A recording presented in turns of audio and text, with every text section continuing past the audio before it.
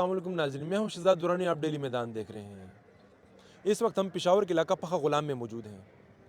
Twelve होने के बावजूद यहाँ की 30,000 से ज़्यादा आबादी पीने के साफ़ पानी की सहूलत से महरूम है।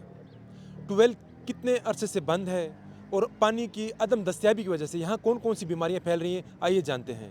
जी, अपना नाम बताएँ और ये बताएँ कि पानी की अदम दस्तयाबी से कौन से मसाइल का सामना है आपको? मैं पखा गुलाम का रहने वाला हूं, मेरा नाम एजाज है।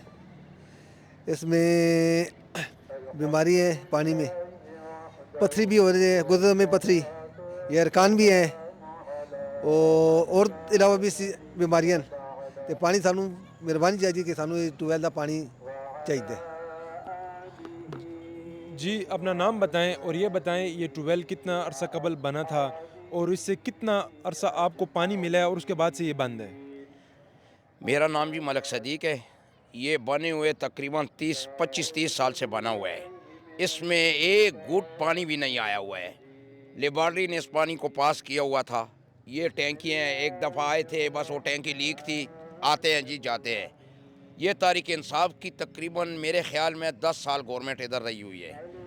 इसको तो एमपीए भी इनका था, डिस्ट्रिक्ट नाज़म भी इनका था, यूनियन के यूसी का नाज़म भी इनका था, सब इनके थे। ये ट्वेल्व हमारा जो है वाटर सप्लाई ये चालू नहीं हुआ है, अभी अभी तकरीबन चालू है। ये 40 या 50 या 60 घरों की उसको उसको पानी मानी देते हैं, 40-50 घरों को, और इसमें और पानी मानी नहीं आता है और नहीं देते हैं बस। ये टैंकी कितने साल कबल बनी थी और ये कितना अरसा इस्तेमाल हुई है?